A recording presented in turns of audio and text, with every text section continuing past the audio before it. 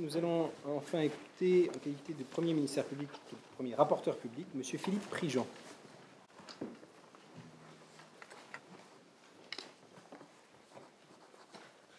Jupiter dit un jour que tout ce qui respire s'en vient de comparaître au pied de ma grandeur.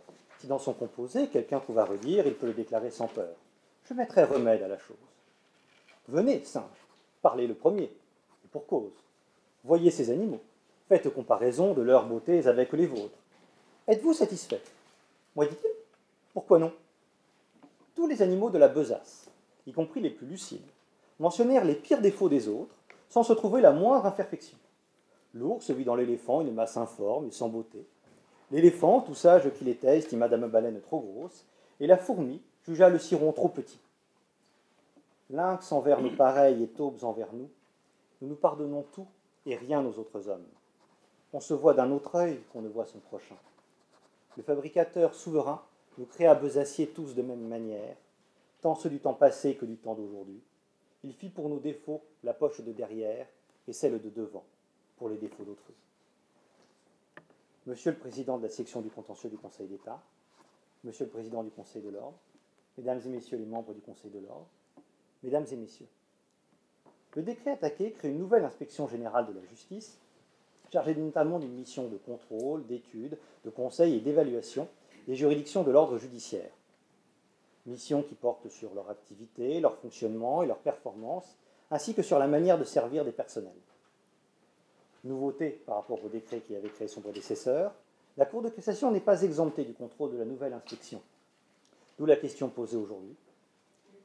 Le décret du 5 décembre 2016 portant création de l'inspection générale de la justice est-il illégal en ce qu'il inclut la Cour de cassation dans le champ de contrôle de l'inspection judiciaire?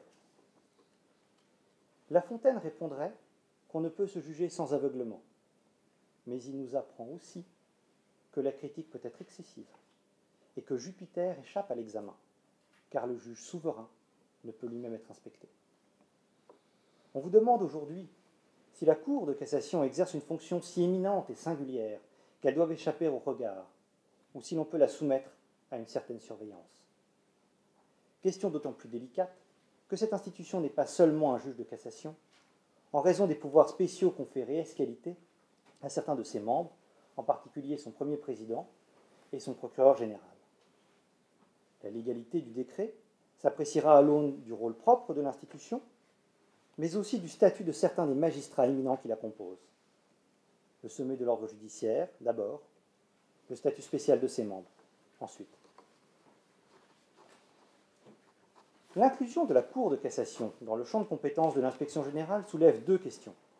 Le contrôle des juridictions, d'une part, le contrôle de la juridiction suprême, d'autre part.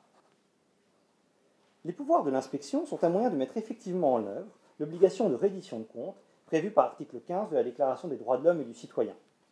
Il résulte aussi de la logique de la loi organique relative aux lois de finances, car les gestions en fonction d'indicateurs de performance imposent de rendre compte au Parlement de l'emploi effectif des fonds et de la performance réelle des agents publics. Or, ces agents tendent spontanément à juger irréprochables leur performance et leur gestion. Comme disait La Rochefoucauld, il semble que la nature, qui a si sagement disposé les organes de notre corps pour nous rendre heureux, nous a aussi donné l'orgueil pour nous épargner la douleur de connaître nos imperfections. Incidemment, le contrôle semble d'autant plus bénéfique à la Cour de cassation que ses plus hauts magistrats siègent au CSM. Est-il vraiment souhaitable que la même personne inspecte un magistrat, puis le juge en formation disciplinaire, ou pour décider de la suite de sa carrière? Certains disent que le simple pouvoir de diligenter une enquête sur des magistrats porte atteinte à la séparation des pouvoirs par un risque de déstabilisation. Pourtant, les parquets peuvent enquêter sur les hommes politiques, et les juridictions de droit commun peuvent les juger. C'est de la politique fiction, bien sûr, mais on pourrait imaginer que le simple exercice du pouvoir d'instruction, de mise en examen des magistrats, influe sur la désignation, l'élection ou la carrière des membres du pouvoir exécutif ou législatif. Faut-il pour autant supprimer toute enquête au sujet des personnalités politiques au nom de la séparation des pouvoirs? L'arrêt Clark de la CEDH n'autorise-t-il pas des nominations des juges bien plus intrusives?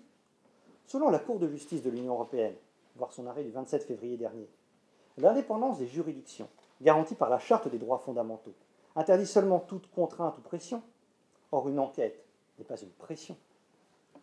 Dans ses décisions relatives aux lois organiques de 2001 et 2016 portant sur le statut des magistrats, le Conseil constitutionnel n'a rien trouvé à redire à l'inspection des juridictions.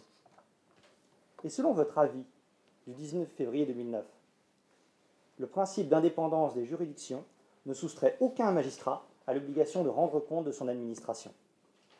Il faut, mais il suffit que les investigations soient conduites par un inspecteur issu de la magistrature judiciaire ou réalisées sous son autorité et sa responsabilité directe, et ne conduisent pas à porter une appréciation sur un acte juridictionnel déterminé.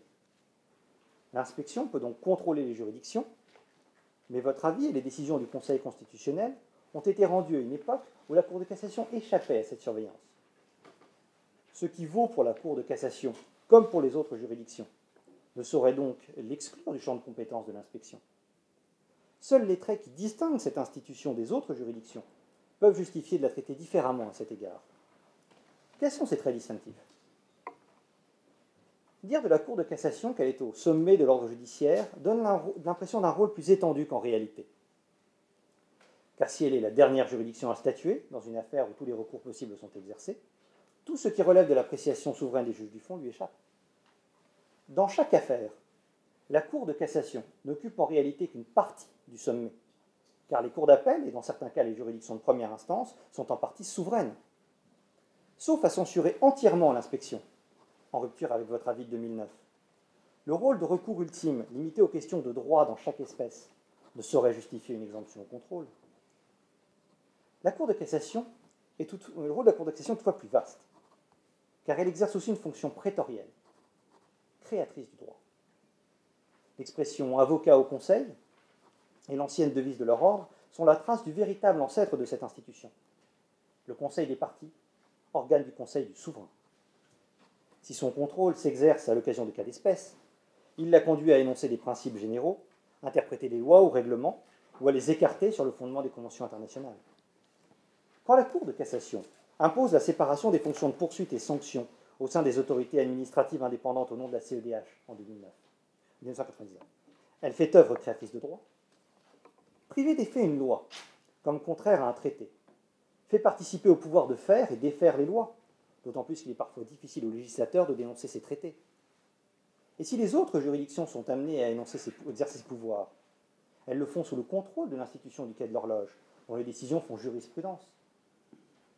Ce n'est pas sans raison que l'ancien droit et les auteurs des Lumières concepteurs de la séparation des pouvoirs disaient « Il appartient à celui qui édicte la règle de l'interpréter ». C'est la raison d'être du référé législatif, créé par les auteurs de la Déclaration des droits de l'homme et les fondateurs de la République. Oui, ce référé a depuis été abandonné. Mais l'institution qui fait la jurisprudence et le contrôle de conventionnalité participe, au sens de l'esprit des lois, de la puissance de faire le droit, et non de la seule puissance de juger. Il serait étrange d'appliquer plus strictement la séparation des pouvoirs à la seule juridiction qui cumule deux puissances distinctes. Le rôle spécifique de cette institution au sommet de l'ordre judiciaire ne justifie donc pas de l'exempter du contrôle auquel sont soumises les juridictions du fond. Mais la Cour de cassation est aussi le corps de magistrats aux fonctions particulières qui pourraient nécessiter une dérogation. Des fonctions singulières, d'une part, un statut singulier, d'autre part. Les fonctions spécifiques de certains magistrats de la Cour de cassation concernent d'abord la Cour de justice de la République. Son procureur général y exerce la fonction de ministère public, et les juges judiciaires membres de la commission des requêtes, ainsi que les 3 juges non parlementaires de cette Cour, à commencer par son président, sont issus de la Cour de cassation. Cette situation peut permettre au ministre de la Justice en place de commanditer une enquête sur ces juges et la partie poursuivante. Mais il en va de même de toutes les autres juridictions. Les ministres, leurs amis et leurs ennemis relèvent en effet d'autres juridictions que la Cour de justice de la République pour les actes commis en dehors de toute fonction ministérielle. Or, cela n'empêche pas de soumettre ces juridictions au contrôle de l'Inspection générale de la justice. La spécificité de la Cour de cassation tient enfin à son rôle, au rôle de certains de ses membres au sein du CSM. Le premier président et le procureur général, bien sûr, mais aussi les magistrats du siège et du parquet, prévus par les articles 1.1 et 2.1 de la loi du 5 février 1994. Si ces derniers ne président pas le CSM, ils votent et participent au débat au même titre que les présidents de formation. Or, l'article 10.1 de cette loi dispose : les membres du Conseil supérieur exercent leur mission dans le respect des exigences d'indépendance, d'impartialité, d'intégrité et de dignité, et veillent à prévenir ou faire cesser immédiatement les situations de conflit d'intérêts. Constitue un conflit d'intérêts toute situation d'interférence entre un intérêt public et des intérêts publics ou privés qui est de nature à influencer ou à paraître influencer l'exercice indépendant, impartial et objectif d'une fonction. Cette exigence est à la fois plus large et plus précise que la simple indépendance de l'autorité judiciaire. La femme de César ne doit pas même être soupçonnée, selon le mot célèbre du divin Jules. Or, des magistrats récemment nommés à l'inspection générale pourraient être mis en cause devant le CSM pour des faits commis dans une précédente affectation et contrôleraient alors le président de la formation compétente ainsi que certains de ses membres. Ces inspecteurs pourront aussi souhaiter être nommés à un nouveau poste dans la magistrature et se retrouver dans la situation incongrue de convoquer et contrôler ainsi qu'apprécier la manière de servir des personnes appelées à statuer sur cette affectation. Peut-on alors exclure toute apparence d'interférence entre l'intérêt public, le jugement objectif par le CSM, et le désir de ses membres de ne pas être inspectés ou mis en cause? L'indépendance même des magistrats membres de l'inspection ne fait-elle pas craindre que, délivrés d'une tutelle trop pesante, ils soient tentés d'abuser de la situation dans leur propre intérêt? Et le terme de conseil supérieur de la magistrature n'exclut-il pas toute forme de contrôle et donc d'infériorité par rapport à d'autres magistrats? Certes, la plupart des magistrats de l'inspection ne commettra jamais aucun abus de pouvoir. Mais on peut en dire autant des ministres, et cela n'empêche pas d'imiter leurs prérogatives. Il faut interpréter cet article 10.1 en fonction de l'intention du législateur, qui est d'interdire toute situation qui pourrait faire douter de la plus parfaite objectivité des membres du CSM, en particulier à l'égard de ceux qu'il peut juger. À cet égard, la tradition républicaine de non-surveillance de la Cour de cassation remonte à la loi du 30 août 1883.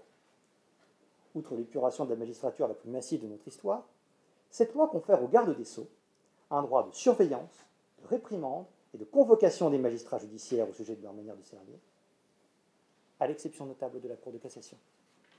Car à l'époque, cette cour siégeant en chambre réunie était le CSM, créé par cette loi. Et c'est à ce titre qu'elle échappait à toute surveillance. Les débats de 1879 à 1884 en font foi. L'intention des Clémenceaux et autres partisans de la loi n'est pas d'exempter le juge de cassation, mais le CSM du pouvoir de surveillance ministérielle. Voilà la source de cette tradition républicaine, maintenue malgré la réforme de 1946. Faut-il alors exempter la Cour de cassation de tout contrôle de l'inspection parce que quelques-uns de ses membres doivent y échapper? La magicienne Circé, qui est de bon conseil lorsqu'elle n'est pas occupée à transformer les hommes en pourceaux, nous indique peut-être une voie plus astucieuse.